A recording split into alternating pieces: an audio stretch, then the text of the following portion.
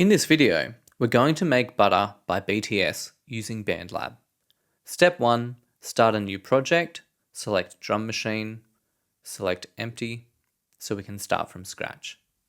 We'll change the sound of the drums by selecting instrument, type in Prince, and we'll select the Prince drum pad.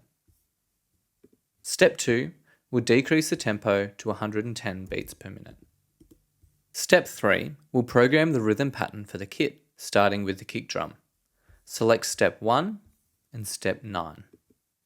Then we'll add in the snare on step 5 and step 13.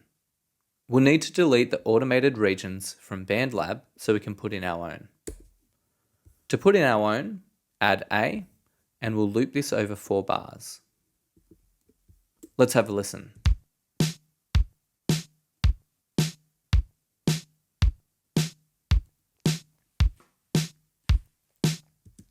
Step 4, add in a bass line.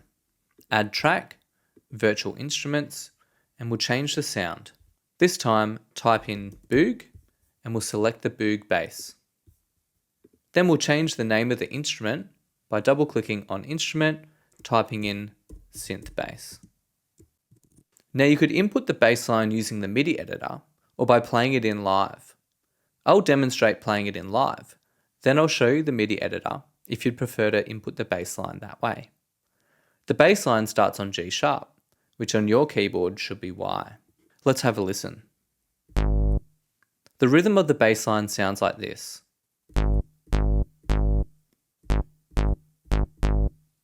To record in this bass line, we'll select Record, then play the bass line. If you make a mistake, you can re-record it or fix it up in the MIDI editor afterwards. Let's hit record.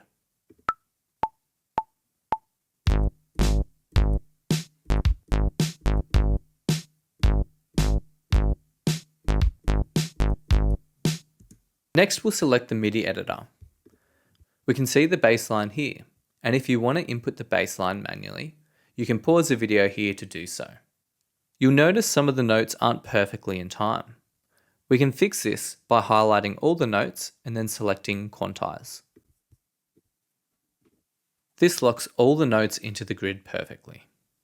Let's have a listen.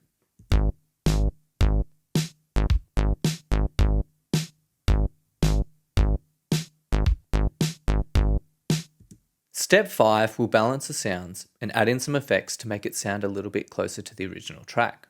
First, we'll select the drum machine, go down to Effects, Add Effects, select Dynamics, and then select BL1176. We'll use this compressor to make the drums sound more punchy, especially the snare. To do this, we'll shorten the attack time and also the release time. You can listen to the difference by toggling on and off the compressor. Let's have a listen.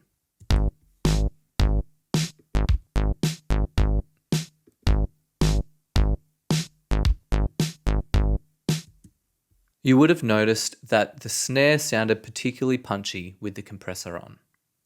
Next, we'll select the synth bass. Add effect, select tone, and we'll add the EQ3-M. You'll notice that this synth bass has a bit more treble than the bass in the original track. So to fix this, we'll reduce some of the highs, some of the mids, and then we'll increase some of the lows. This is to more closely match the sound of the bass in the original track. Let's have a listen.